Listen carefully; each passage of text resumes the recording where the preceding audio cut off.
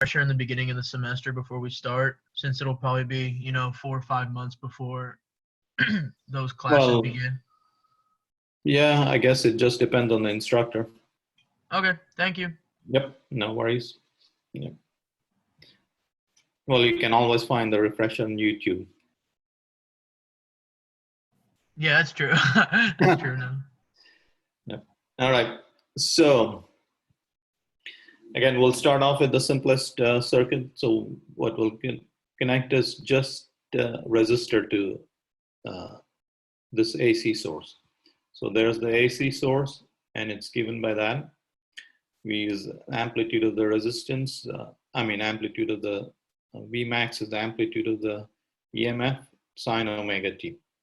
And in a resistor, for a purely resistor circuit, the current is given by this, just the amplitude of the voltage divided by R sine omega t. So the impedance of this thing is just R, Z equal to R. And the phase shift, there's no phase shift, and phase shift phi is 0. Okay, so like I said, the two things we're interested in is what is the Z for the circuit, and for this guy, Z is that, and the phase shift is 0. Okay, so let me write those two terms again. Let's use a fresh sheet of paper. Okay, so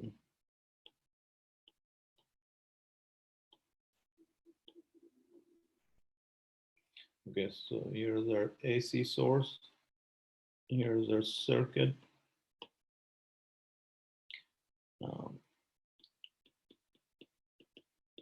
Vmax sine omega t, I is Vmax over Z. Z is the impedance of the circuit, sine omega t minus phi. Okay, and so what we saw was when this guy was just a resistance, this was just R and phi was 0. Okay, and so the first few slides will just connect a resistance, just a capacitor, and just an inductor, and look at what the value of Z is, what the phi is. And we'll end the chapter by connecting the three in series. And we'll look at what is Z and what is phi. Okay. All right, so here's for just the resistor, the impedance is R and phi is 0. Okay, and you can look at the simulation. Okay, I'll show you the simulation. So what we'll see in the simulation is the following. See, since phi was 0, what you see is as the voltage increases, so the brown colored curve is for the voltage, and this greenish blue color is for the current. So this is the current. And what you can see is the current keeps in lockstep with the voltage. As the voltage increases, the current increases, okay, without any delay. And that's what you see. That will not be true when you get to the capacitor and the inductor. Okay, so we can show you this in a simulation. Okay, so here's an AC source connected to a resistor. And you see the current is switching directions. And in the US, it switches directions 120 times a second. Okay, so your bulb is flickering 120 times a second. Okay. But of course, if anything flickers for more than 30 times a second, you can't perceive the flicker. Okay. All right, and also what you can see here is the current keeping in lockstep with the voltage. Okay.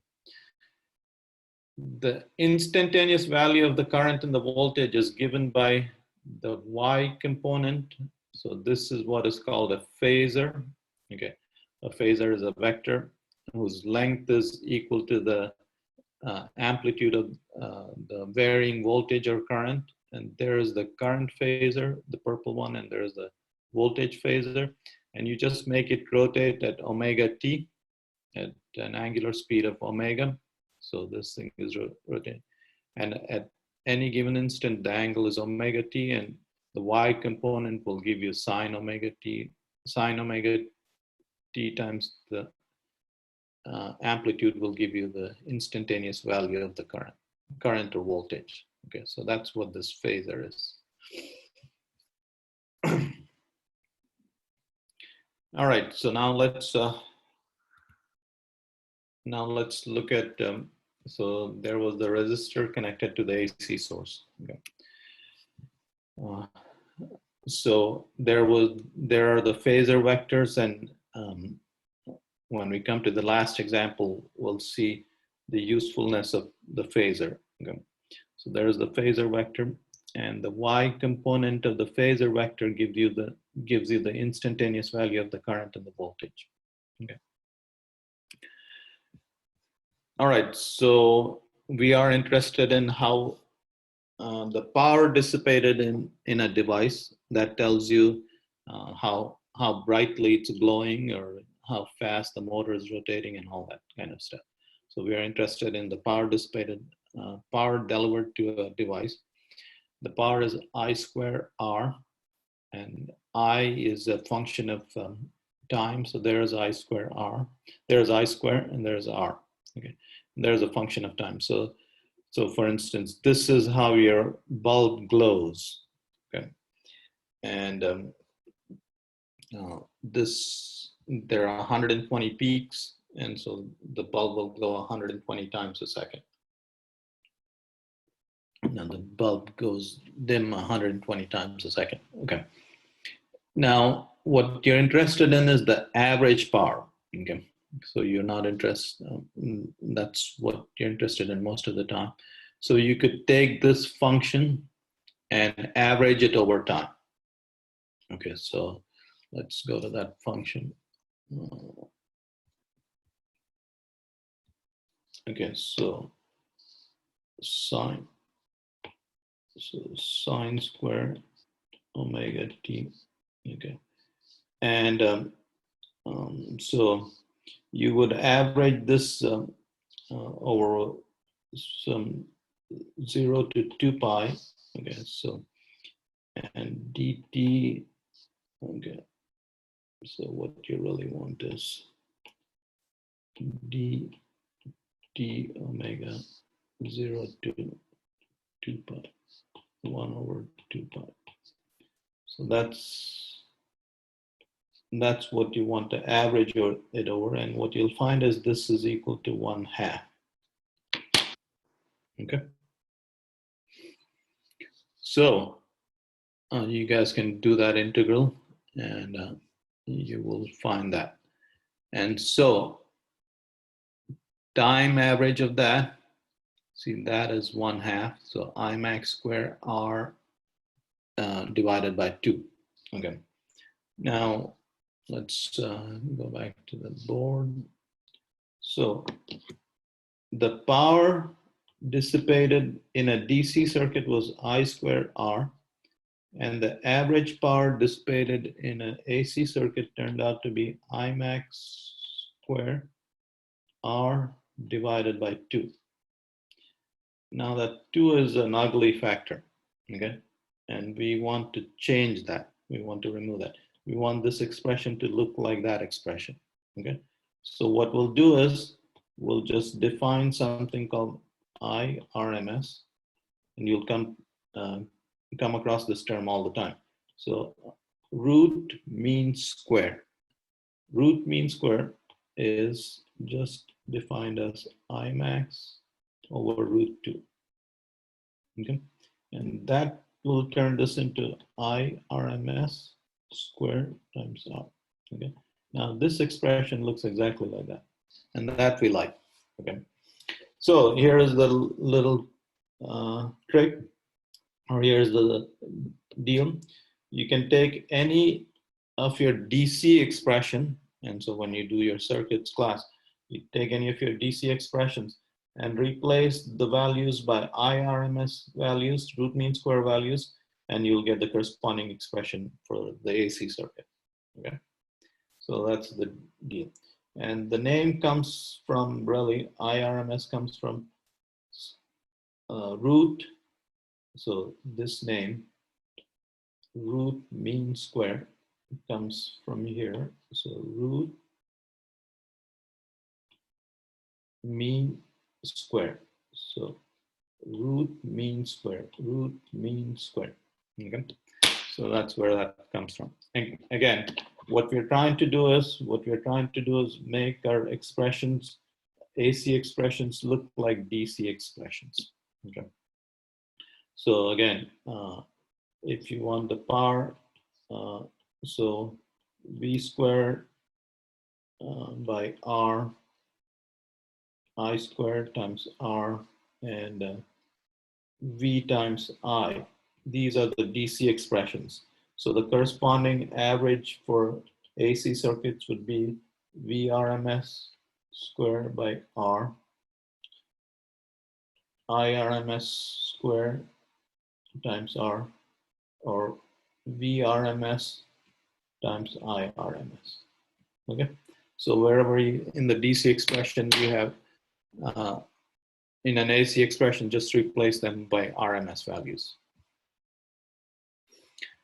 Okay, so that was the RMS, root mean square value. Okay, so again, IRMS is root mean square, and it's Imax over 2.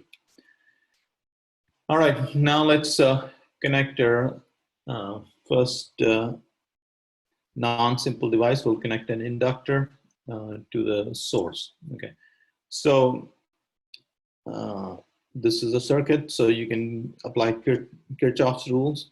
The voltage around this loop should be 0, and that's what this is. So this is the voltage across the source, and the voltage across. So you start off from here, go across there, and that's V max sine theta. And then when you come across there, the voltage across the inductor is minus L di by dt. So here's the differential equation you want to solve.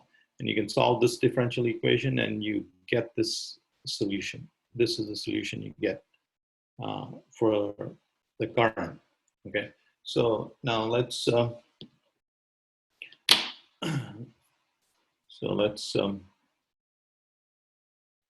to the chalkboard. Okay, so here we are on the chalkboard. So there is the AC source connected.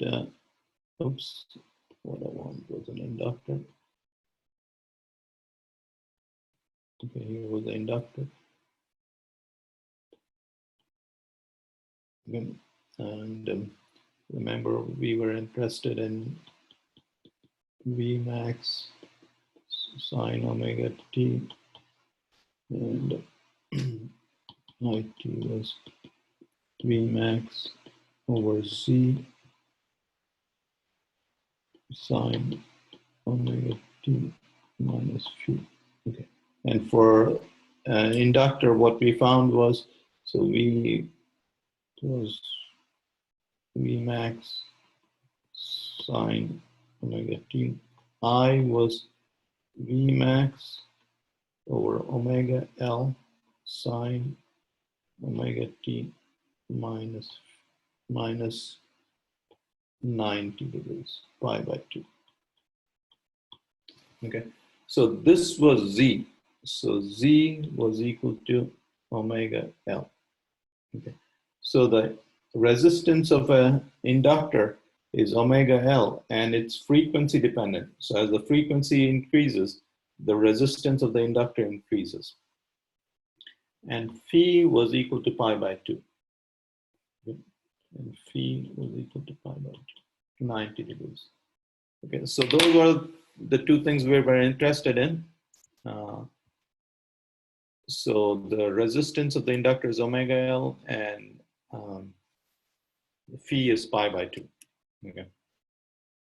So the inductive reactance is denoted by X subscript L is omega L, and again the reactance of the inductor increases with frequency. Okay, and you can see that. So here's the voltage, the light brown curve, and the current, and you see the current is not in lockstep with the voltage. There are here in this section, the voltage is decreasing and the current is still increasing. Okay. And there are sections where, okay, so here's a section where the voltage is increasing and the current is decreasing. Okay. All right, so let me show you this simulation.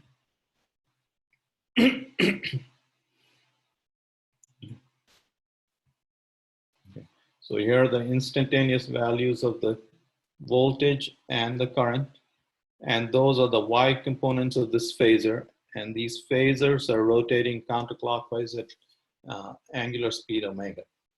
Okay, so we'll start. So there is the current phasor and there is the voltage phasor. Okay, and the Y components of these phasors give you the instantaneous value of the current and voltage in the circuit. Okay. And again, the important thing to notice that the current and voltage are not in lockstep. As soon as phi is non-zero, they'll not be in lockstep. Okay. So that was the inductor. And now we'll do the capacitor. So here's the capacitor attached to the AC source. There's the AC voltage. The voltage and the charge in the capacitor is Q is VC, which is that. And the current in the circuit is just dq by dt, which is this. And so now, so let's go back to the chalkboard. Where is the chalkboard? There is the chalkboard. Okay. So now we have a capacitor connected. And Vt was Vmax sine omega t, and It was omega c Vmax sine omega t plus pi by 2. So this is Vmax over 1 over omega c sine omega t plus pi by 2. Okay. And this is equal to Z. Okay, so Z for the capacitor, which is called XC, the capacitive reactance is 1 over omega C. So what this equation is telling you is 1 over omega C.